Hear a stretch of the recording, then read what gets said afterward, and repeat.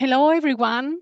Good afternoon, good morning, good evening from whoever you are joining us, and welcome to the session on humanitarian as climate and environment champions as part of the Friends of Ecosystem-Based Adaptation Working Group on nature-based solutions in humanitarian settings.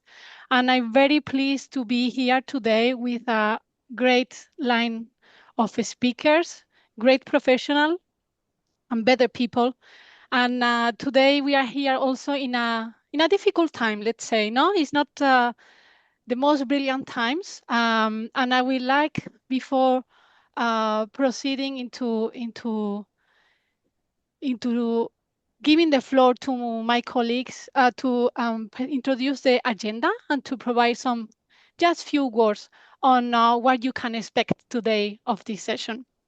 So my name is Veronica Ruiz. Hello again to all of you. I'm the Climate and Disaster Resilience Program Manager for IUCN as part of Climate Change and Energy Transition team. And today with us, we are very pleased to have two keynote speakers.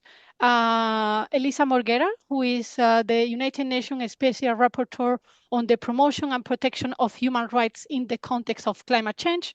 She sent her apologies, but she left a video recording that we will display right after. And also Hugo Slim, many of you might know, is the Senior Research Fellow for the University of Oxford.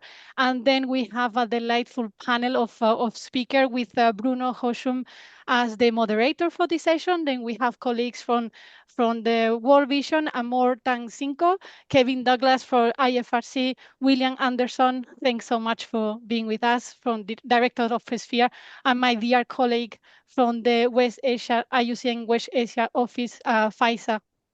And then not last, not last but not least, we will have Natasha Westmeister as part of the Climate and Environmental Charter for Humanitarian Organization, closing with a call for action. So as mentioned, I would like to give just few words from some of my dear colleagues too that are not being able to join the session. As the saying goes, when a door closes, a window opens. We are in a time of nested disasters, great uncertainty, and volatility. We are at a tipping point, a black swan cascading disaster that has illuminated the aid sector weaknesses in our overdependence of a few actors and the legacy effect of colonization on nature and geopolitical power. And yet, we are still here. And you are still here, humanitarian actors and practitioners. Myself, I have to say, I come from the environment sector, and I'm very pleased to be working with you almost on a daily basis. Nature has tirelessly tried to demonstrate to us that resilience requires interconnectivity, malleability, diversity, redundancy, elasticity, and both memory and new disturbances. In this time of great disturbance, we will not fall like dominoes, but instead will pick each other up, restore lost connections, forge new ones, listen more than we talk, embrace that mistakes are stepping stones in the pathway to learning new ways of working with nature in aid, and that imperfection are human. The legacy and tenacity of these Nature Aid Nexus working groups are an opportunity to reaffirm our commitment to being champions of social, ecological, climate resilience in humanitarian context. And this is how the FIBA working group was created. And to say thanks so much to two key persons that were able to kickstart this working group back in, I think it was in 2021. And here we are in 2025 still holding these events at HNPW. So Jen Hoffman and Sarah Henley Shepard that are the co-author of the MBS guidance for Sphere. So thank you so much and to giving me the space for these few words. And with no further delay, I will show you display the video message from Elisa Morguera. We are very grateful that unfortunately, she couldn't join, but she left some few words for us. So apologies for the uh, technicalities. Let's try to display the video for all of you.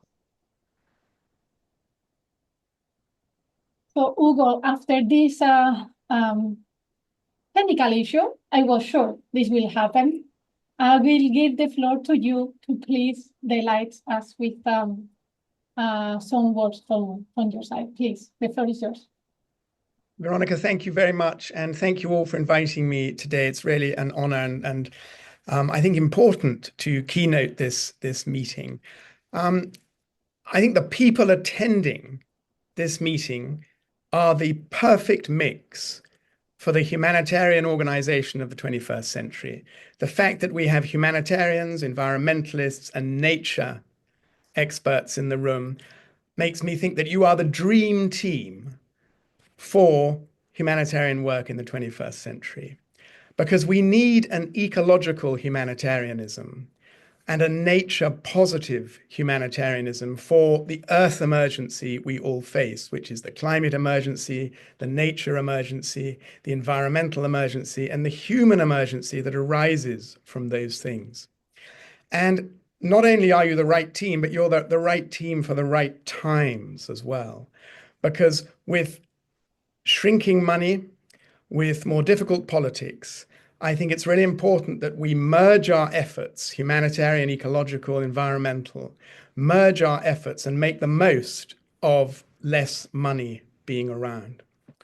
So my argument, and I'll give it now, is that our ethics, purpose, and organizations are lagging behind the challenge of the 21st century at the moment. They were built and designed and mandated and structured for the 20th century, but we need to update them now. So I'm going to argue that we must update our fundamental principle and purpose of humanity and impartiality, and dramatically update our way of working for the Earth emergency we are facing. So the first thing to do is to revise our cherished principle of humanity, which of course is to protect life and health and ensure respect for the human being. And that identification of all humanity as a single moral community has been a great achievement in the last 4,000 years. But we do not float free above the earth as a sort of super species as humans. We are earthlings. Humans is the Latin for earth. We come from the earth and we are part of the earth community. And we know that there is no human life without other life. And we always live a hybrid life of being water humans, wheat humans, rice humans, air humans. And we need to recognize this mutualism between humanity and nature in a new doctrine of humanity. And that doctrine of humanity must be an all-life ethic that understands that humans have a need for and to share in the earth with all non-human life as well. And you humanitarians know this very well, because you can't help humans without plugging them back into nature, plugging them into water, plugging them into crops, plugging them into food supply, into shelter materials, into healthy environments. So in the Earth emergency we now face in the 21st century, survival is always going to be a joint project between humanity and nature, a sort of mutual aid where humans help nature and nature helps humans in joint survival for the Earth community. And that means we need a revised principle of humanity, a new purpose for humanitarianism, which includes a notion of all life, or humanity in harmony with nature, to protect the vital mutualism between humanity and nature. And if we have a new purpose to go beyond humans alone and understand a joint project of survival, we also need to revise our idea of impartiality. And we need to recognize this mutualism in ideas of need, fairness, priority, and non-discrimination. So while our current idea of impartiality is not to discriminate in human terms between politics, race, gender, etc., we now need to include nature as well in our objectives and in our sense of fairness. So we need to extend impartiality in two dimensions. First, beyond the human to nature, so that our work is always taking account of nature's needs alongside human needs and as part of nature's of human needs. And we need to extend impartiality across time to the future, because we know that we are also, what we are doing today must bear fruit for the future. Things we plant today, forests we plant, rivers we protect, ecosystems we protect, is also for future human life and future natural life. And therefore, we have to have a much clearer sense of disaster risk reduction, which is investing in spending money now to create environments for the future, nature-based solutions, which take time, but which will also protect future human life and future natural life. And we need to be thinking across time as well as across species in a new ecological humanitarianism. So I think we need to own this new approach to all life as a joint project of survival. And this means these two big shifts. First of all, that we recognize and value nature and other life as part of a wider Earth community, which we need. And therefore, we start cooperating with nature as a partner in humanitarian aid that can help save humans, and we can help save nature. So this means a change of our way of working as well, if we change our purpose. And I'm going to suggest 4 things we need to do in changing the way we work. The first is to change our unit of analysis as humanitarians to get beyond a fixation on the human body alone. And I'm going to suggest that instead of talking about people in need, we should take a landscape approach and talk about places in need and make all life assessments and response across landscapes. What does this landscape need? What does nature need? What do humans need in this landscape? What do they need together so that they can survive together? So a landscape approach to places in need, not just people in need. And the second thing we have to do is be more future facing in our planning and response, because we can anticipate hazards, impacts of hazards now. We can understand what floods will do, what droughts will do, what extreme heat will do to us and to nature. And we need to anticipate that with more anticipatory action. And in view of the fact that we are going to face unprecedented and continuing extreme weather of various kinds, it's not enough just to replace nature and houses and shelter and food supplies and livelihoods as they were before. We have to adapt them for the future as well. So future-facing planning and future-facing response as adaptation must now be part of our purpose and ethics as well. And then the most important thing, to make this dream team between ecologists and humanitarians, we need new integrated organizations. We need to take this moment to push organizations together, ecological and humanitarian and environmental organizations, either in close partnerships or in merged organizations, rewrite mandates so that we're not just having human-only organizations or child-only organizations or nature-only organizations, but pushing these things together in new 21st century organizations and mandates. And then finally, I think the thing we need to do is find a way to bring nature to the table. If nature is going to be a key partner for us and a key area of need with needs of its own, we need to find a way to represent nature at the table in policy making in Geneva. And so find ways to either have an embassy for nature in Geneva or to bring the WWF and the IUCN in Gland much further into the Geneva table, and to have nature as a core part of multilateralism represented at the table in the new multilateralism we need for the 21st century. So that is what I think we need to do. That's why I think you all are the dream team. At last, I'm sitting in front of a room full of ecologists, environmentalists, and humanitarians. I think you need to come together with a changed sense of purpose and a new way of working together for the 21st century. Thank you.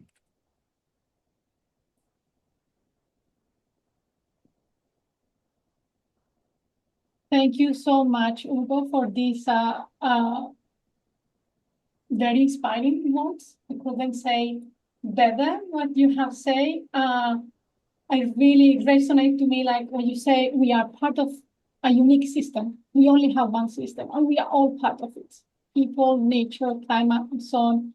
And it's very important. Perhaps I'm talking here with my other hat as mom, no? From motherhood. It's like we really need to think about the food for the future, for the life, for the future of the others that are coming behind us, the future generation that we always talk about. And definitely, this is a joint project that we all have for survival. And perhaps it's not the dream team, but this is the real team. We are the people here in today in this event, but it's many people, I believe, at the venue that are also thinking the same that us gathered today here. And it was last week I was speaking with someone, and this person said to me, like, Veronica, limits us only in our imagination. It's us putting all these limits. So let's leave the limits in our imagination and let's make it happen in reality. So thank you so much, Hugo, for opening this session today. And hopefully we can have you in future sessions too, and then to have a broader discussion on this topic. So thank you so much. And please stay with us because maybe we will need you by the end of the session. And now I would like to introduce you to our great moderator that will be driving us through a very interesting panel of speakers. So I'm very glad to introduce you to Bruno Horschel.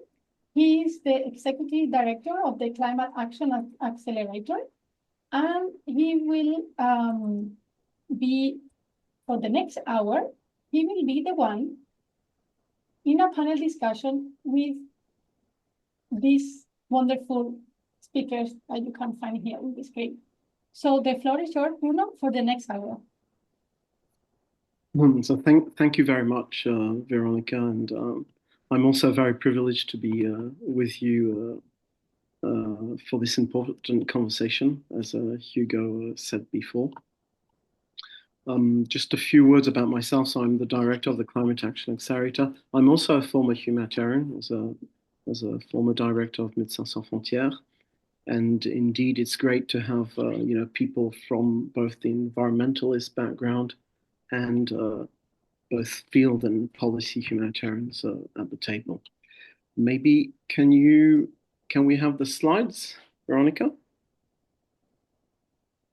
So just a very quick word about what is the Climate Action Accelerator. We're a non-for-profit initiative. We really focus on working with organizations through partnerships to operationalize climate and environment commitments, trying to really foster acceleration of solutions at a ground level. And we do this mainly through pilot programs. We do this through capability building and amplification through policy productions and recommendations. Next.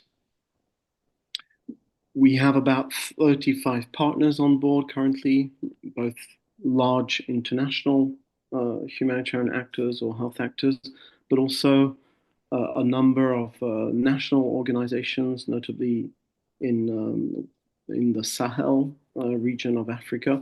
And we're currently hoping to have our first partner organizations from South Asia equally. Thank you. Next. So in terms of framing the debate, before I introduced our panel, I'd like to underline a few basic facts. First, well, we are facing a planetary emergency, both on climate and biodiversity. And as we all know, science is calling for, radical transformation efforts from all actors of society, because the window of opportunity to actually stabilize the situation, avoid the worst damages, and strengthen, resilience is is basically narrowing all the time. And this is true for states, it's true for companies, it's true for local governments, but it is true for humanitarian organizations also. We do expect an explosion of humanitarian needs in the coming years and decades.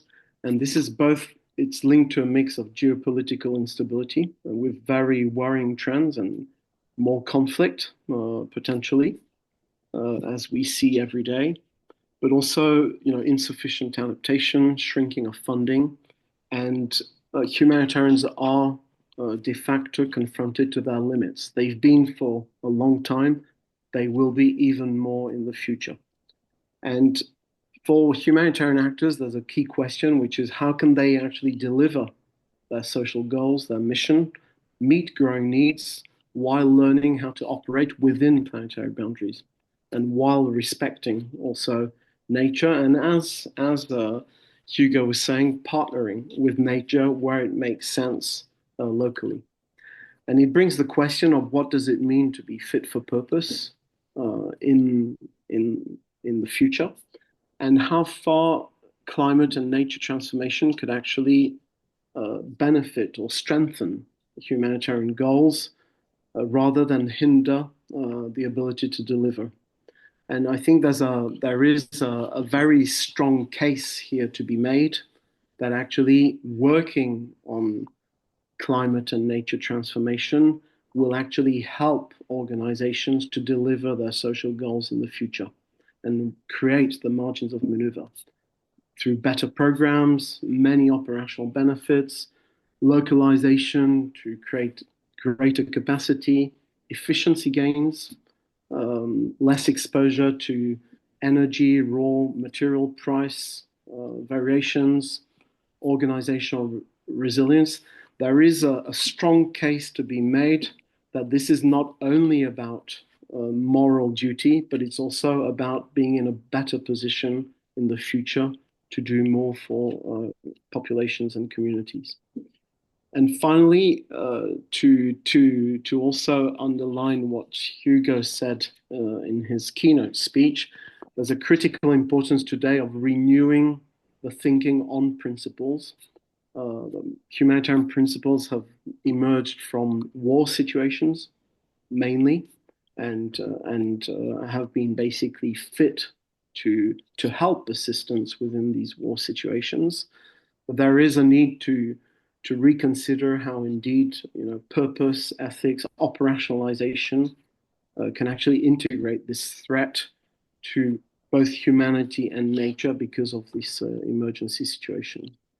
And maybe before presenting our panelists, just next slide, just a piece of information on which I won't expand much, but we did an estimation of international humanitarian emissions in 2022, and we found that that probably around 35 million tons of CO2 equivalent.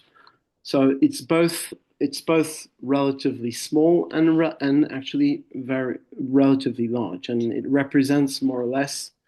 It's actually, if you want to, the National Health Service in the UK is about 25 million for the whole of the country, and it would be equivalent to a city of about 4.5 million inhabitants in Western Europe with all the consumption base. So that's what it represents when it comes to carbon emissions, as we'll be focusing on nature-based solutions more with the panelists.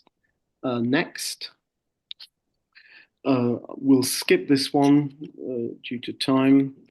Next, and just a piece of information that you will find on our site, a number of productions when it comes to the sectoral analysis of CO2 emissions of the international assistance, but also a playbook for organizations on what levers they can prioritize in practice, policy recommendations with guiding principles on decarbonization, and also to donors and UN agencies as systemic players. And from there, I'd like to present our great panelists, and can we show the slide with the different people? So I'll start with William Anderson. So William Anderson is the director of Sphere and will be the first speaker with a strong experience in the field, both as a humanitarian and environmentalist, and with a long period in Africa. We have also Faize Slihat, who is working for IUCN in Western Asia, a specialist of water, agriculture, urban planning, notably in refugee settings, with a very strong field experience. So we're very lucky to have you talk about practical experiences and lessons taken from these field experiences, followed by Teresa Amotan Cinco, who works with World Vision and is also a humanitarian program officer, and has worked a lot on both networks and influencing local policy when it comes to integration of nature-based solutions or the environment in practice. And finally, we will have Kevin Douglas from the International Federation of the Red Cross and Red Crescent, who is a senior officer on nature-based solutions and will share with us again the experience of how you act both locally and globally, and this and what are the levers to integrate nature and environment in IFRC's practice. So from there, I'll pass the floor to William Anderson, please. Thank you, Bruno. And thank you, Veronica, for very kindly giving Sphere the platform and to join this, fantastic panel. Thank you. So Sphere is far more than just a handbook. It is, in fact, a network of champions. And it's supported by a small secretariat team of 4, Felicity, Tristan, Zanara, and myself. And we make sure that that handbook doesn't just sit on a shelf, that it's a living document, and really it's the people who use it. That's who we're supporting. But I initially wanted to bring an example from a previous role that I had as working in Zimbabwe, and it's to do with soil. And Hugo mentioned the root of the word humanitarian is humus, and which means earth. And we're in the last year of the decade of soil. 2015 to 25 is the decade of soil. And so food for thought there, that soil, humus, and the earth and humanitarian is actually coming from the same word. Now, an average subsistence family, particularly in sub-Saharan Africa, but around the world, they require about 1.2 metric tons of harvest per year to enable them not just to survive, not just to be subsistence, but actually pay medical fees, pay school fees, and support other nutritional requirements that they have. But at the moment, too many places, that average harvest is actually about 0.2 metric tons per hectare. That's 200 kilograms. That's 1 ton short of being subsistence. So the extraordinary fact is that people are not getting nearly enough as subsistence farmers off their soil. Now, an example that I'm bringing is that I was working in Zimbabwe with partners, with local NGOs who were distributing food aid, World Food Programme food aid, through us to the local NGOs.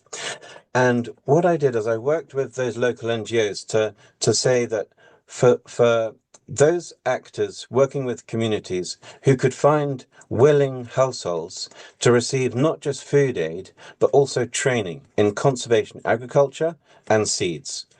And so month after month after month, those volunteers came forward and we trained people, subsistence farmers, in how to actually not plow or till their soil, but how to do conservation agriculture, zero tillage and mulch.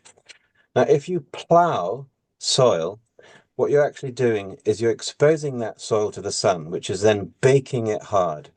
The sun then bakes it hard. When it rains, and often it's very hard rain in tropical areas, that soil is washed away. And on average, the amount of topsoil lost per year is about 5 metric tons per hectare. 5 metric tons per hectare. There's an extraordinary loss, therefore, of topsoil. It's been going on for far too long. And in many places around the world, you can see the result of it. You can see in Texas, you can see in Brazil the desertification, you can see the increasing Saharan desert. Now, I want you to think briefly, just very briefly, how long do you think it takes for that top part of the topsoil to form? How long do you think it takes for about an inch or 2.5 centimeters of topsoil to form in the natural environment? I asked a group of people I was working with last week, and the average response was about 20 years, maybe. In fact, it's 500 years minimum, up to maybe 1,000 years or more, depending on the context. That means that 5 metric tons of topsoil you won't get back again. Certainly not in your generation and way beyond. So not only that, each ton lost, you're losing into the atmosphere 0.5 ton of carbon. Soil is a wonderful carbon storage mechanism. When you plow it, when you till it, that carbon is released. So 0.5 metric ton, 5 metric tons. These figures are actually frightening when you think that an average family, for example, in Europe, an average family car per year puts into the atmosphere about 5 metric tons of carbon. It's the same as the amount of topsoil that's lost if you're plowing the soil. It's a complete lose-lose. And if you think of the planet in crisis, it cannot continue. Or you keep improving that soil. The soil, if you don't plow it, becomes a sponge.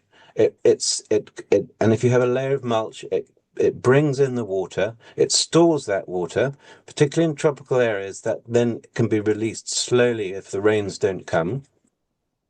It means there's easy growth for the next crop, because there are little holes at the roots of the new seed that you put in can easily find a way into, not having to go through compact soil, and increased biodiversity.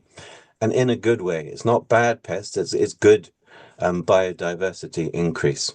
And after 3 years, we saw an average of 3 metric tons with those volunteer families, 3 metric tons of harvest per year. And that increased and increased and is still going up. So it's fantastic results that you get. I just wanted to bring that very practical example because it struck me how easy it is for humanitarians to move en masse towards themes and frameworks and buzzwords like nexus that came out of the Grand Bargain, like anticipatory action, which there is nuance, but it's building on LRRD, it's building on DMP, DRR, climate change adaptation, CCA, resilience, anticipatory action. It's not a bandwagon, but we do jump on it almost without questioning. But when we're talking about an existential threat to our planet, we kind of shrink up and say, well, that's not humanitarian. But actually, there's climate chaos. There's biodiversity crisis. And these two, I've found out recently that the climate chaos, the climate change and environmentalists didn't often meet with the biodiversity environmentalists. And now they are meeting. There was an IPCC, as we all know, but there's also an IPCC equivalent on biodiversity now. So that's happening, and actually only recently happening. But we wring our hands. We stall. We try to ring fence humanitarian from the wider context of the environment. I'm saying that we can't continue doing that. So I completely agree with Hugo. I haven't read your book, Hugo, yet, but I feel like I have in many ways. The 4 technical chapters of Sphere, they're inextricably linked with the climate, with biodiversity, with the environment, water supply, sanitation management, shelter materials, shelter positioning, camp management, food supply, human health. When you have to think of the heat the extreme heat and the great work that's going on now is how we respond to that. So nature-based solutions are, I think, are just an absolute no-brainer that we have to be working with them. And we have been working with nature-based solutions for a long time, but it's just maybe we didn't call them that before. So we have to view our work holistically and not through a narrow definition of immediate life-saving, when we're often not the first responders anyway. It's often the local community who are doing that. And we have to bear in mind that we've talked about the principles, but in the Red Cross Red Crescent Code of Conduct, there's number 8, which is relief aid must strive to reduce future vulnerabilities to disaster, as well as meeting basic needs. And I think we can go back to that. Anytime I'm hearing humanitarians say, look, let's leave the environment for the environmentalists, I say no. Humanitarians have to be environmentalists. So we have to look at number 8, and we have to use that as an advocacy tool. I'll stop there for the time, but thank you, Bruno, and back to you. Thank you very much, William. And now we'll turn to Faiza, who will share with us experiences from the field, and notably in the Middle East, where you're working, and where I think there are many lessons to be drawn from these experiences. Maybe we can put up the slides, and the floor's yours. Thank you. Thank you, Bruno, and thank you also for Veronica for giving us this opportunity to contribute in this event and talking about our experience in the region. Thank you. So from my experience in the region, I'm talking about nature-based solution as the main theme in IUCN. So we are talking about experience in the Middle East, in the region, as our region facing severe humanitarian crisis, as you know, driven by conflicts, climate change, resources scarcity. So as you know, that also with millions of refugees and displaced persons, there is an urgent need for sustainable solutions that restore ecosystem while improving livelihoods in the same time. So when you are talking about nature, you have to give the most important component in the nature it should interact with the human and to give it more benefit to interact with the human and nature. So in this way, we are talking about how to improve ecosystem and also how to improve the livelihood for those persons who were living in this nature. So nature-based solution provide an integrated approach that address environmental, let's say, degradation, while enhancing the resilience for the refugees, the displaced persons, and for those vulnerable people to address all of these challenges in their context for refugees, displaced person, and also the host communities. In here in Jordan, as I'm based in Jordan, we are facing the most bigger crisis that we are receiving most refugees from our region, from Iraq, Palestine, Syria, and all of these countries that suffering from conflicts and wars. So as IUCN has been at the forefront for promoting nature-based solutions in humanitarian settings, particularly let's say in water scarcity, as we are talking about water scarcity in the region, it's the most important problem, and it's we are saying, or we're talking about degraded environment, and nature-based solutions should address all of these challenges and to try to resolve most of these challenges. So by leveraging NBS, IUCN can and fosters sustainable resources management, ecosystem restoration, and climate resilience in refugee hosting areas across the Middle East. From my experience, we are talking about many countries that's suffering from conflicts, wars, and also humanitarian aspects such as poverty and some countries that's suffering from let's say big disasters like flooding and so on. So let's say to talk about IUCN works on water security for those displaced person or for those displaced people or populations.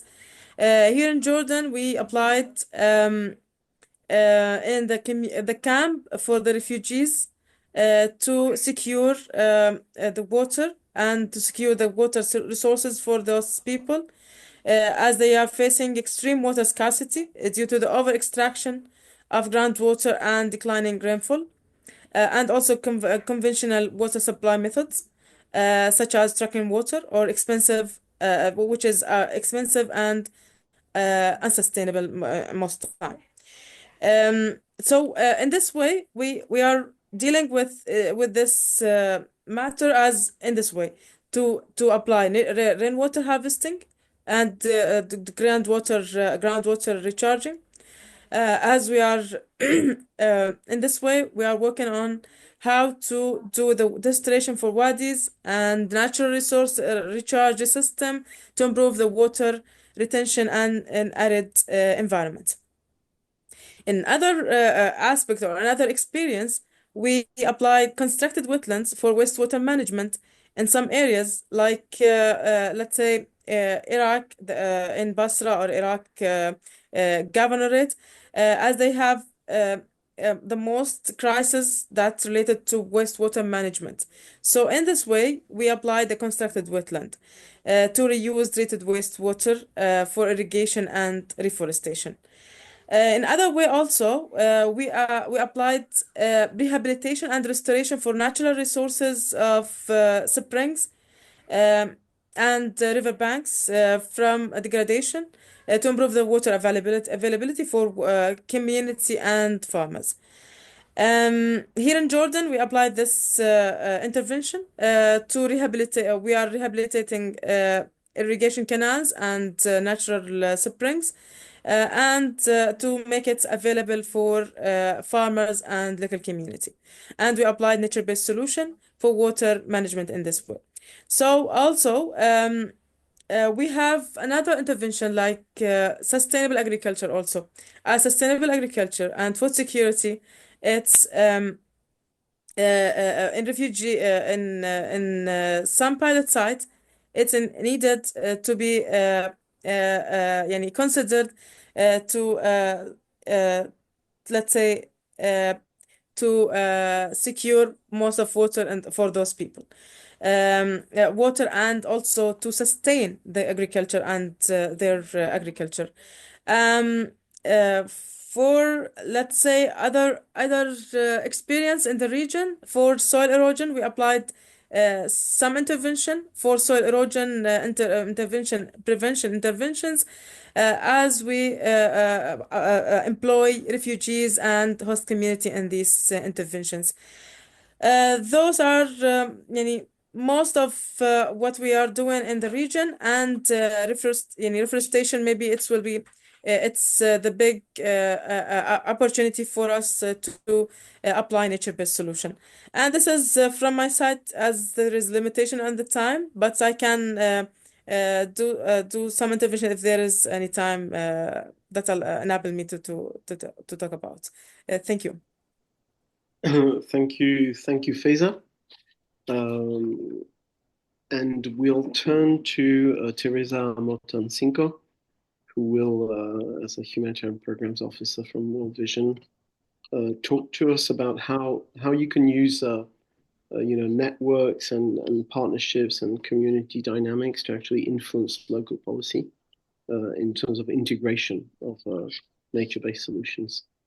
Thank you. Thank you very much. Thank you very much, Bruno, for having us. I'm participating also as World Vision is part of a larger network in the Philippines. It's called Disaster Risk Reduction Network Philippines, and we are part of Sphere. And we're going to share that it takes, if we can show our slide, it takes a community to include the environment in our daily work, in our risk reduction interventions, but it takes the whole landscape to make our action sustainable. I resonate um, with Dr. With the earlier, sorry, keynote, sorry, with Dr. Bruno's keynote earlier that a lot of us are part of a bigger environment, and yet we sometimes overlook that the need to put this center of discussion and include the environment. For example, the as member of my organization, we have our own intervention on nature-based solutions and ecosystem-based adaptation, and other organizations as well who are member of the network, the Disaster Risk Reduction Network Philippines, such as Center for Disaster Preparedness, Accord Incorporated. Those organizations, they have decades of experience on nature-based solutions. But then we realize that we have advanced towards including the ecosystems in our DRRM programs, and yet a lot of remains to be done with the country, especially in vulnerable communities.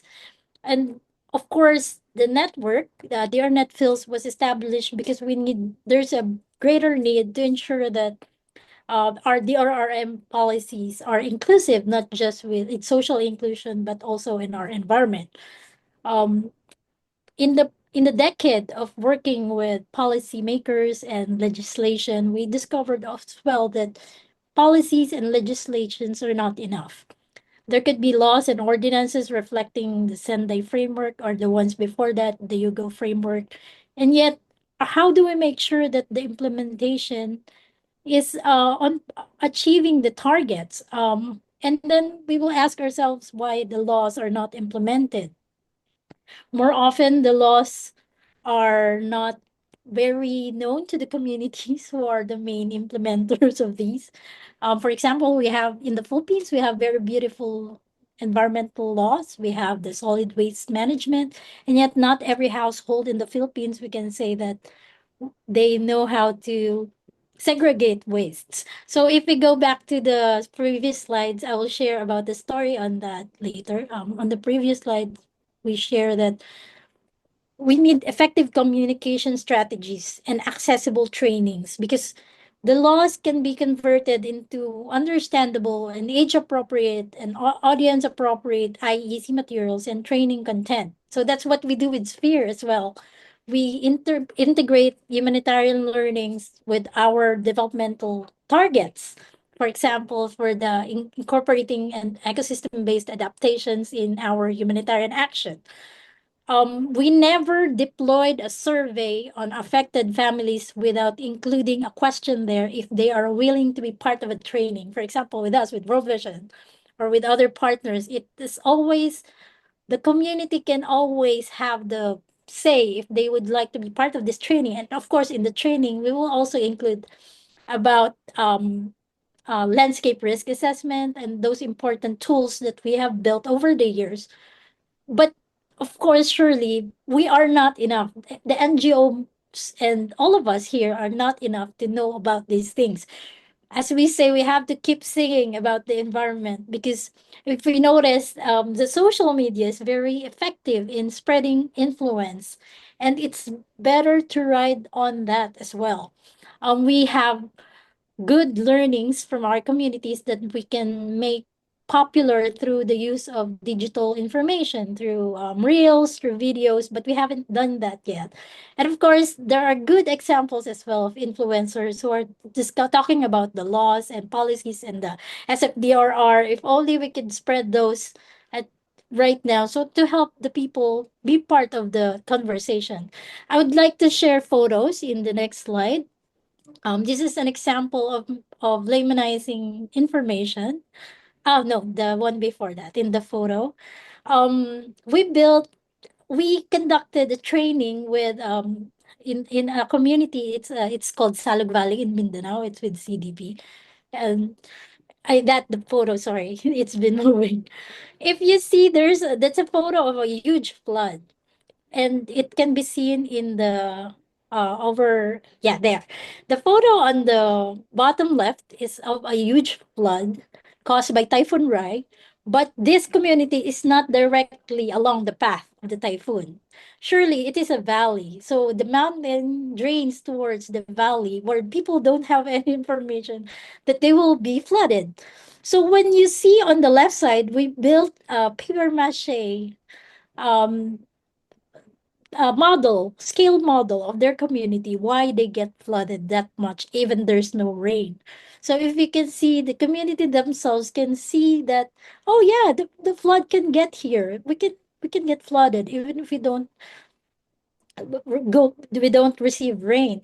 And then it's with them. It's a good way of letting them know, even if we don't have high-tech LiDAR and other 3D mapping technologies, it's a good way for them to be part of the discussion that, oh yeah, we have to improve our absorption here. We have to coordinate our flooding forecast here. That they were the ones who made to position these flooding early warning. So when we talk about anticipatory action too, they were the ones who build the plans and the communication protocol, because they're the ones who are most affected and they know what to do. Another example is on the right side. If you see, those are the products made from nature. Yeah, when we talk about the environment just in the community, we must make sure that they identify with those, because more often they forget that, oh yeah, that's why we have laws, because we have to protect the environment, because we are part of the environment, and in the end, we will prevent more disasters if our ecosystem services are working. So they were the ones who drew those materials, those products, and they pinpoint where they are in the map, where they live, what the products from the environment, and we ask them, oh, can you live without the environment? Because oftentimes when we say investments, improvement, development, we talk about not the environment, we talk about a lot of other things. So in wrapping up, we talk about policy, not just engaging policymaker, but also improving our communication so that we are not the only ones who are formulating better improvement path, but also we are involving the communities who are more aware of the need to prevent disaster with the ecosystem-based adaptation methods and other nature-based solutions. You can ask more question later, but thank you very much for the opportunity to share some actions. Thank you, Teresa, for this really interesting insight on what vehicles you can use to get messages through and to communities, notably, and local authorities. I'll turn now to Kevin Douglas from the International Federation, Nature-Based Solutions Senior Officer, and please, tell us how does the IFRC integrate, these levers into its practical action. Thank you. Thank you. Thank you very much, Bruno. It's an honor to be here, and always a pleasure for the IFRC to share our experiences. Of course, as humanitarians, as we operate within a constantly changing landscape and worsening multifaceted crises, there are certainly core responsibilities that we do have. And of course, I wish to highlight just two of the many responsibilities that we have.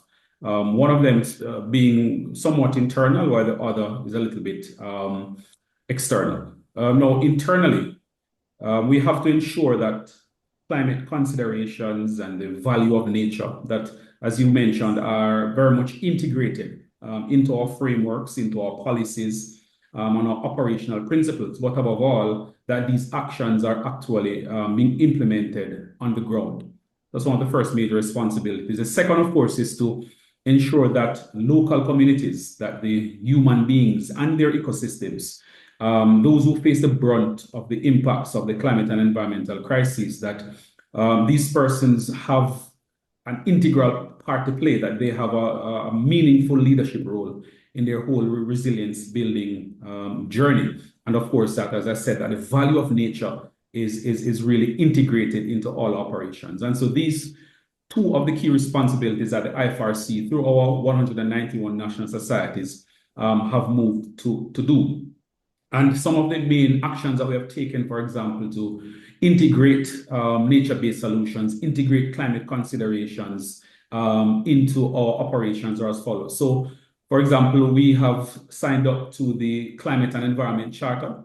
We have over 140 of our 191 national societies that have signed the Climate and Environmental Charter, hence committing that their operations and humanitarian actions, of course, will remain climate and nature positive, and that their care for the natural environment will undergird the very actions that we take, and that during our emergency responses or anything that we do will not create a worsening environmental situation.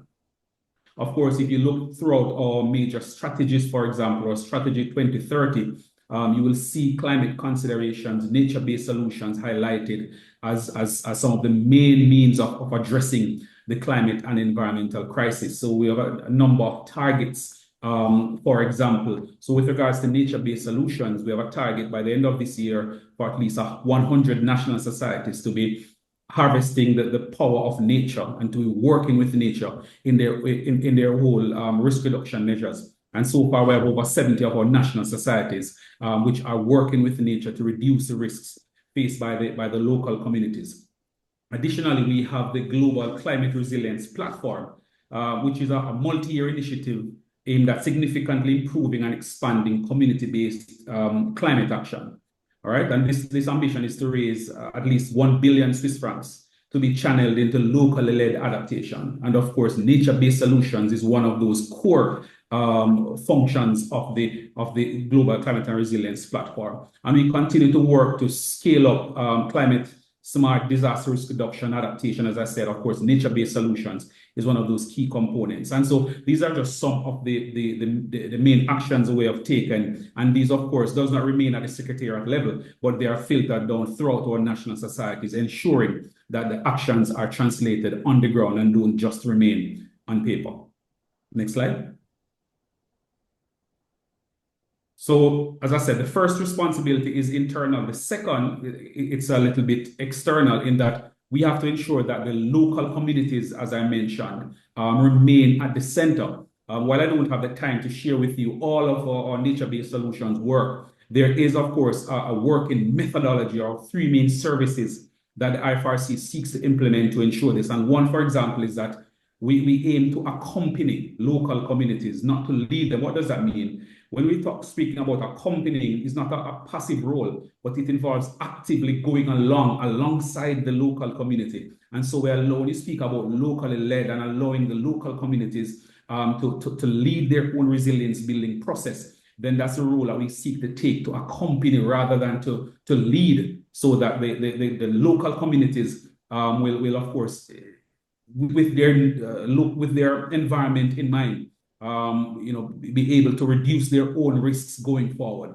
Secondly, what we also aim to do as well is to enable these local communities. I want to speak about enabling the local communities, really providing the means for them to be able to act. Sometimes it's a capacity need. Other times, for example, it may be funding, but we aim to enable the local communities. And of course, lastly, we aim to connect the local communities. And of course, one of the great values of the work of the Red Cross is often making that connection between local communities and governments and other NGOs and entities that can stay with the community throughout this entire resilience building process. All right, and of course, too, the tools which we employ are community-centered. For example, we have a tool called the Enhanced Vulnerability and Capacity Assessment, which is a very participatory process which aims to understand the risks, understand the resilience at the local community levels, and so that the communities can remain a central part. And of course, within this framework, we continue to implement nature-based solutions projects. The photos you're seeing are just a snapshot, for example, of mangrove replanting in Vietnam and large-scale reforestation projects in Jamaica and many parts across the world. So as I said, those are the two main responsibilities: ensure that internally our policies and operational principles reflect the incorporation of the value of nature, and then of course allowing the local communities and their ecosystems to be at the center of what we do over the long term. Thank you, Bruno. Yeah, thank you, Kevin. This is there are very instructive examples in what you just shared, and which show also how in different parts of the world there are many solutions that are already implemented by local communities and that need to be supported to reach greater impact and scale up. I think now's the time for questions and answers from the audience to our panelists.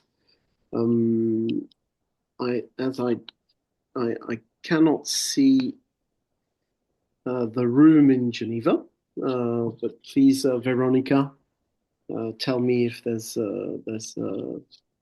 any particular question. There's one on the chat, which actually relates more to the emissions of the humanitarian sector, estimated at 35 million. And the question is linked to the current context where humanitarian funding is largely cut because of decisions by the US administration, but also European governments.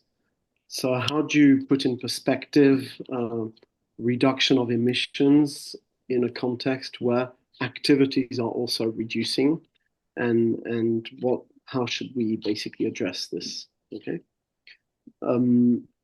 Maybe for that question, I can give a few insights and very short insights, and then we can move on to other questions to our panelists. So I think indeed what this shows is that you can have reduction of emissions because of variations in activity, and you can have also reduction of emissions because you're transforming the way you operate and your organization.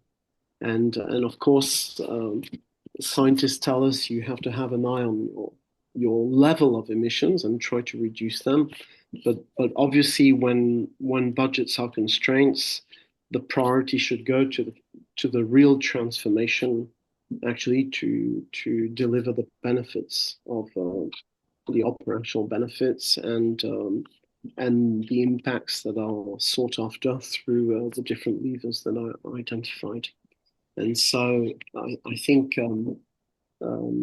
it would be a very wrong analysis to consider that because activities are in some cases being brought down with very hard choices, that it should be that efforts should be abandoned because of this. So I think it's an important issue in today's context where a lot of humanitarians are wondering, they're struggling to actually catch up with needs that are not addressed. So how can they invest also on environmental responsibility in this particular context? And it raises what I think many of you have shown. It's actually the value of the benefits for communities of these actions, which probably also mean evolutions in the narrative on how to get them through. And maybe, I don't know if there are other comments from our panelists on this very difficult question that we can enlarge, which is how do you make these choices when currently humanitarian organizations are laying off staff, are stopping programs, and they're struggling to meet immediate needs. And maybe we could ask a few of you whether it's William on the Sphere side, but also practitioners like Faiza and Therese Arnaud, how you see this dilemma. I'm happy to jump in, Bruno, if it's a good time. Please. Yeah, so I think there are probably two parts to this, two parts for answering this question. One is that there are going to be extremely difficult choices now, extremely difficult decisions, and we are going to have to go back to impartiality and the equitable assistance. So addressing the needs of those who are most vulnerable and most in need. And we're going to have to really focus where we work. And we're going to have to do that in a way that perhaps we got a little bit slack in the past. Maybe we didn't go far enough out of the capital office. We didn't go to that hard to reach, that difficult to access, those forgotten places, those left behind. We're good at the cliches, but we're going to have to be very, very, very strong on reaching those most in need. So that's why I think the ethical principle of impartiality is absolutely key to how we're going to be making those decisions. And then the other part to the answer would be something to do with the 80-20 principle. A definition of nature-based solutions is to protect and restore and conserve and so on and so on. But too often we're focused on the 20%, maybe it's less, maybe it's more, but on the little bit of damage that we do, the flight that we take, the car that we drive, the generator that we run, and maybe we'll get a solar panel, or maybe we will take a train or something. That's minuscule compared to the huge difference in terms of what we actually do in terms of programming. So I talked about soil, but there are other aspects. For example, if we're doing cash transfers, supporting shelter reconstruction, do we consider the sustainable resource management that can inadvertently encourage unsustainable harvesting of wood and forests, or water points constructed without considering climate and groundwater models, so drying out? Yeah, I won't go on for too long, but I think those are the two parts. Thanks. Thank you, William. Shall I turn on myself to Faiza or Teresa? Do you want to jump in? Faiza? Regarding the question for how to, I think that's to keep the balance between humanitarian and nature. I think that's our scope in the region, as we are working in as I said that before, that we are in the most, let's say, fragile areas or region that's struggling from conflicts and wars. So I think that's to keep the balance between how to align with what we need from the nature and how we can improve the livelihood for those people. I think that we have to have any interlinkages and interaction between both of things that we are talking about. I think that it needs governmental commitment and let's say to mainstream nature-based solution in the governmental strategies and programs to make it let's say applied in the strategy, and to be committed for those people who are working as a practitioner for nature-based solutions. You cannot talk about and to prevent any issues or protection, to do protection for those people or for the livelihood or for the fragile people or groups, but you can consider also doing the balance between both. You can give them job creation in restoring some areas like watershed or reforestation, and to do job creation or income, increasing income for those people, and to engage main people and main stakeholders in these activities to be responsible and to own all of these actions or activities at the end of the day. So this is my perspective, and this is from my experience in the region. So thank you. Yeah, thank you, Faiza. And I see a lot of contributions in the chat which are underlining that actually, locally led action by communities is also part of the answer to limited resources, and actually can again enhance the capacity if they're supported. Chat. I don't know if Teresa Ahmad, you want to add a point? Yeah, I see the question is something directly asked to organizations who are doing humanitarian work. And a lot of us have already changed most of our ways, because, for example, we prioritize local hires instead of flying people in places where there's emergency, because it will cut back our carbon emission in terms of flight. But we also have organizations like CDB and Accord. They provide relief food packs in not non-disposable containers, and also in from packaging that are biodegradable and are not harmful to the environment. Those are one. But sometimes when we look and assess our organizations, we don't know what to cut back if we do not have a tool to assess ourselves. So maybe it's good that we have that kind of checklist similar to CHS, to check what are the ones we need to look into responding to the regarding the emissions, and improving on regarding nature-based solutions for our own organization, that is. But for the interventions that we provide the community, it is always our priority is always to ask the communities what are already there. For example, in restoring the mangrove areas, the endemic species there that are native. We don't fly in species from other areas because that's easier. You can just buy from Amazon roots, things like those. But you must consider that you have to keep the homegrown, the endemic species, and non-exotic ones. And also for the water investments, especially for during humanitarian and emergencies, we always have this what we call some kind of environmental impact assessment that we use before we continue with our intervention. It's a kind of study, interview, and in partnership with the local government there. Thank you. Yeah. Thank you.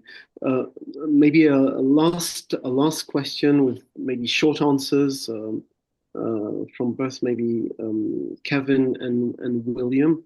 It's about the gap between policy level discussions and implementation on the ground.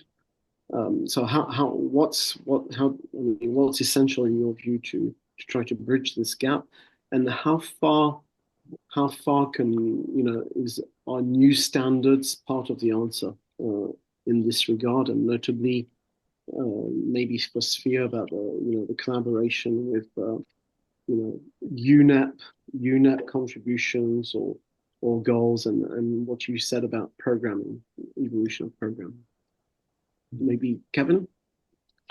Yes, I certainly agree that there is a gap between policies and sometimes what translates on the ground. But I believe, and from my experience, that sometimes a lack of understanding or not enough time spent, for example, understanding the local context, understanding the local communities. And so sometimes, because there's not sometimes to translate that on the ground. And so it's very important, for example, to engage and connect with the community. That time is spent understanding the local contexts, understanding the level of knowledge, the attitudes, the practices, and so on that exist on the ground.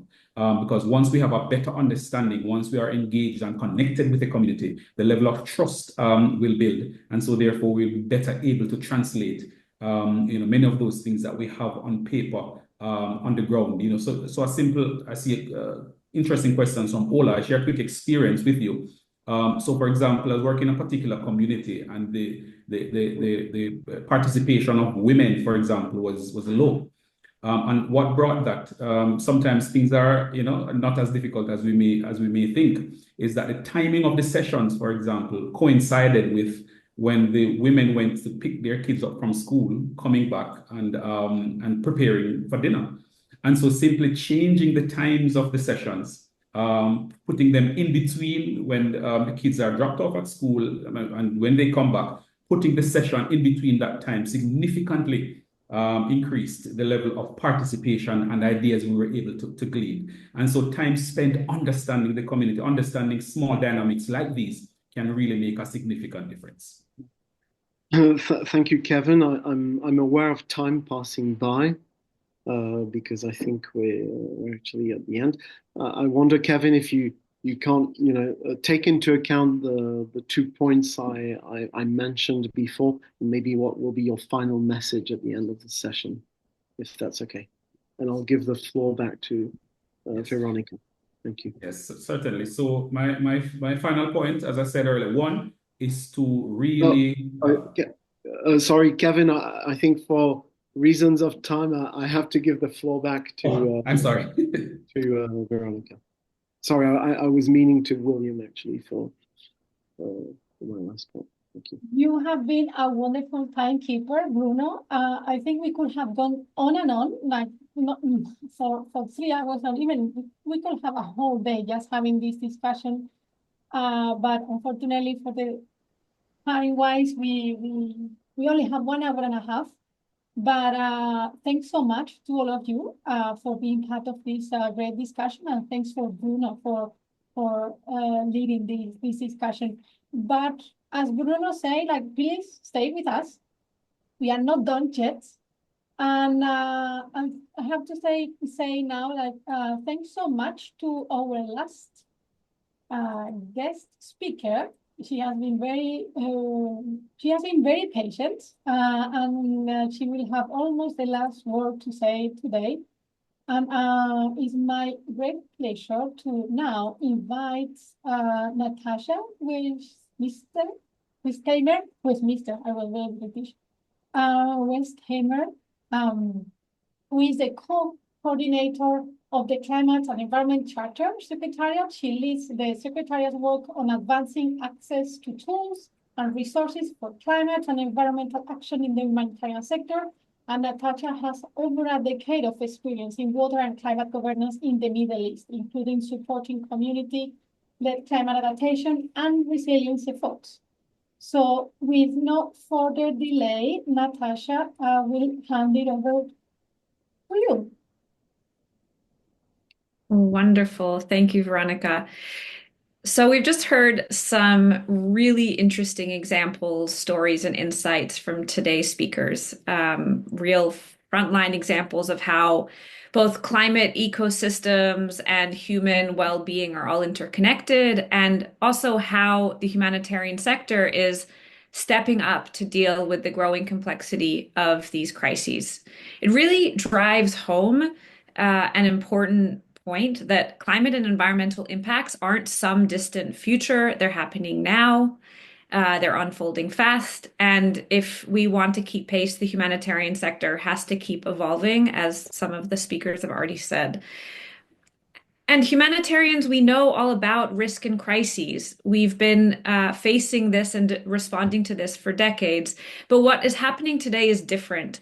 Climate and environmental crises are hitting harder. They're happening more often. They're tangled up with all the other challenges we already deal with, like economic instability, weak governance, conflict, just making everything far more complicated.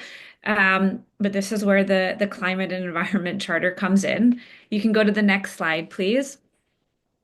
So the Charter essentially provides a framework for taking collective action. It offers the humanitarian sector a foundation to strengthen our ability to adapt, respond, and reduce risks that communities face. And through 7 commitments, the framework is built to mobilize the sector on what we must do, how we can achieve it, and the importance of mutual accountability. The first 2 commitments are the backbone of the Charter.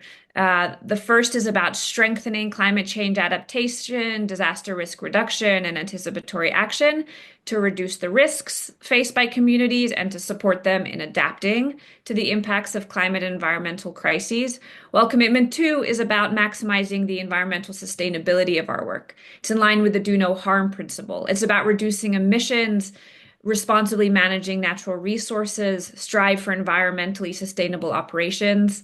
I like how William also framed the importance of thinking about this in our programming as well, environmentally sustainable programs. And both Commitment 1 and 2 call on organizations to think about nature-based solutions, ecosystem services, both for the adaptation programming, but also for resource and waste management or more sustainable operations broadly. Commitment 3 calls on the sector to be locally led, to meaningfully engage and leverage the knowledge, the capacities, and the resources of affected communities. I like how Kevin explained IFRC's efforts to accompany local communities in their work. That's what we mean. Commitment 4 is about producing, sharing, and using data on climate and environmental risk to inform decision making. And it's also about bridging disparities in data access and understanding of risk. I like how Amor explained what World Vision's doing in helping communities understand flood risk, for example. Commitment 5 is about collaboration, working across organizations within the sector, beyond the sector, perhaps with nature, as Hugo shares. It's about sharing lessons learned and strengthening partnership. Of course, we also have a clear role to play in advocacy. So Commitment 6 calls on signatories to push for stronger climate and environmental policies and ensuring that at-risk populations are not left behind in these frameworks, that resources are channeled where they're needed most. And lastly, Commitment 7 is designed to encourage mutual accountability, where organizations are expected to set clear targets to track progress and to hold ourselves accountable, both to the communities we serve and to one another as a sector. On the next slide, please, I'll just say that the climate charter community is already doing a tremendous amount to meet the commitments, and it would be disingenuous not to celebrate the champions we have in the sector, many of whom are local national NGOs that have been supporting communities on climate and environment for years. One of the core functions of the Secretariat is to serve as a platform for knowledge sharing and referring signatories to expertise to advance the commitments. Amor said there's only so much we can do without tools. Exactly. We have a lot of tools already, and much of this expertise already lies in the sector. For example, we've just completed a baseline mapping of expertise on climate and environmental action in the sector. These resources include tools, guides, training opportunities, working groups, many forms of support, including resources of every one of the panel members here: IFRC guidelines, sphere guides, climate action accelerator tools, case studies from World Vision, the FIBA working group. At least a third of the resources we identified came from signatory organizations. And so we have it in our sector, and we're building partnerships with those outside of the sector through sessions like this. And anyway, we'll be rolling out the mapping as thematic guides. The QR code here links you to our guidance page. It also links you to a recent report we commissioned called On Target, which is a case study report on best and bad practice, lessons learned on how signatories are advancing charter commitments. I'll wrap up just by sharing one last insight from charter signatories. We recently conducted a survey on their collective advocacy priorities this year, and one of the top priorities of signatories is advocacy for an increased recognition of the humanitarian role and growing expertise in climate response, as well as our access and proximity to the communities most vulnerable. And the sector has evidence to demonstrate that both rapid response and recovery, as well as risk reduction, can save lives and support communities to minimize impacts during crises. So recognizing and capitalizing on this expertise in responding to multiple and overlapping crises can also be informative for effective climate adaptation and environmental protection as well. It's that mutualism Hugo spoke about earlier. With that, I'll end here, and thank you so much. I might have gone slightly over time, but over to you, Veronica. No, thank you so much, Natasha, for your intervention, and you have been very timely. Before we end this session, I hope you don't mind to staying over a few minutes. So because we have some technical issues at the beginning. So I would like that all the speakers, please, if you could turn on your cameras. And before we move into the really the last request for all of you, I would like to say that I'm very, this is a personal message to all of you. I'm very grateful for the learning journey. I can recall my initial meetings with colleagues from the humanitarian community back in 2015, and I was the only one coming from environmental sector, and it was interesting to see me in the room. But now we are many in the room, and we are doing this together.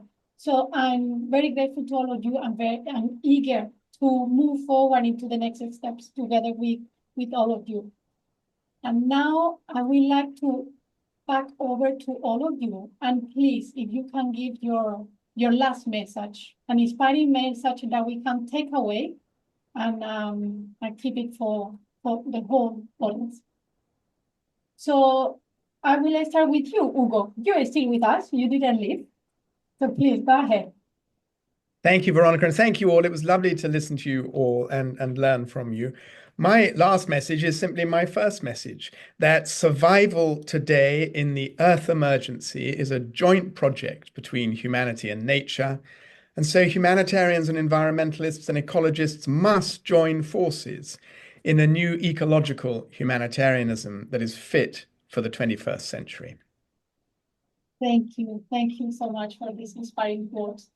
I will now move into Amor, please. Thank you very much.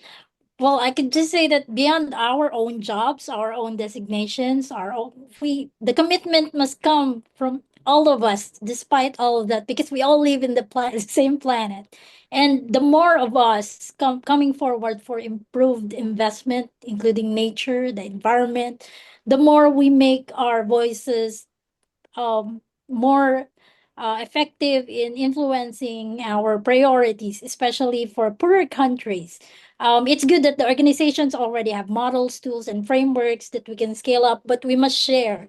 I encourage everyone here who are listening to join, to reach out to Sphere, reach out to IUCN, and even to our networks to be part of the conversation. Thank you. Thanks, Amor. We are part of a system, as we will say, like, we have to embrace it at the last scale level. Then, I'm just switching, I will hand over to William. And Bruno, I will leave you to the end because you deserve to have most of your time. Thank you, Veronica. Yeah, so my last takeaway is that humanitarians must move beyond uncertainty, and we must take decisive action to protect and restore the environment. So environmental assessments should not be mere formalities. Nature and communities demand more. So we have to stop viewing nature as optional, a nice to have. It's a must have, because there is no planet B. And it's not, we must stop viewing it as something optional or something to mitigate, but we must start working with nature and not against nature. Thanks. Thanks, William. Same. So inspiring. Faisa and then Kevin. Yeah, I think that when we are talking about nature-based solutions, we can go back to the definition of nature-based solution or the standard for nature-based solution as IUCN definition. Nature-based solution provide holistic, cost-effectiveness, and scalable solution in the Middle East, as I'm working in the Middle East environment, economic and social challenges. From water security to climate resilience and biodiversity conservation, nature-based solution help ensure a sustainable future for communities and ecosystem across the region. So scaling up nature-based solution requires stronger policies, investment, and regional collaboration. So thank you. Thanks, Faisa. Kevin, over to you. Yes, just to say, let us continue to have huge ambitions, and of course, to value the local communities. And so the people who live within the areas most impacted, continue to have them to have clear leadership roles, and of course, to work to have climate and nature integrated into well-being and risk reduction. And if we do that, I know that we will have the local action with a global reach. Thanks, Kevin. Thank you so much. Natasha, your end. Sure. Well, first of all, if you haven't signed the charter and committed to its principles, please do. Especially in this time of uncertainty, organizations can be assured that they're joining a community. They're not doing it alone. There are others that can support in advancing climate and environmental action. and that the Secretariat is here to support, to guide organizations in translating these commitments into meaningful action, connecting to resources, lessons learned. So also please share if you have expertise, tools, resources, if you have requests for humanitarian organizations to provide input into what you're working on, into advocacy messages, we're happy to help amplify this across the sector. So please do be in touch. Thanks, Natasha. And now it's your turn, Bruno, but first I would like to say thanks so much for accepting this invitation. It was your first time with this nature-based solutions community that we have in the FIBA working group. So we are very glad that you accepted, and now we have you on board, I hope, not only for this event. So please, your message. Yes, thank you.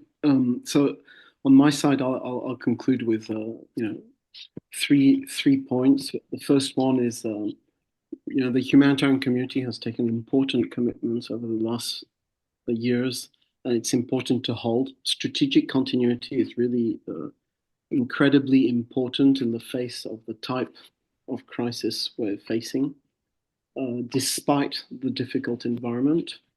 Second point is it's important specifically because of the hard choices to focus on solutions that have an immediate impact on populations today while supporting long-term benefits for communities and for nature around. And I think in many cases, you find solutions that serve both very forcefully.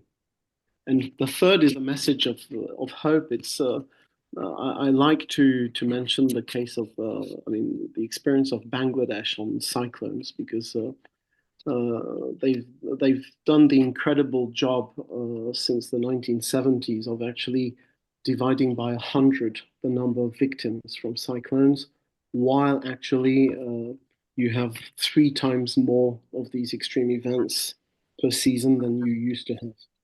And what it shows is that with strong adaptation plans, with also strong national actors and political willingness, you can achieve a lot. So the challenges are huge, but the agency and the potential of both people, organizations, communities is also huge. Thank you.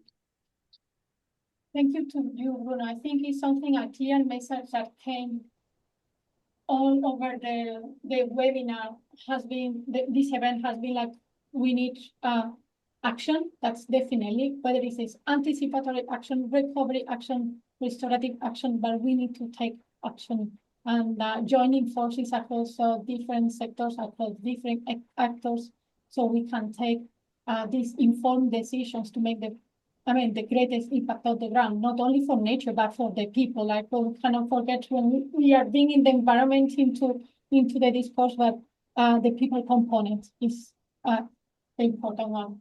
So, and with this, I wanted just to re-emphasize perhaps that why we are here today. We are part of the FIBA family, part of the NBS in Humanitarian Settings Working Group that started few years ago with the launch of the Sphere guidance. Thank you, William, for this effort and for the whole Sphere community behind on this. But there are other groups that we are forming there. And why? Because we have more than 100 organizations that are part of the network. So please, if you are willing to join any other of the related working group, we have psychological resilience and NBS, we have loss and damage, one of the topics currently, and also we have nature for peace. Peace is what we need, more peace, less conflict. And with this, I would like to say again, thank you to all of you, and why not, let's work together. So thanks, and hopefully see you all very soon. And thanks so much for the people in the room. We initially thought about having a hybrid event, but for technical reasons, we ended up having it online. But thank you to all of you in the room. Thanks, Felicity and Tristan from Sphere, that they are there in the room. So Thanks so much. And please check the FIBA website. The recording will be there. Thank you.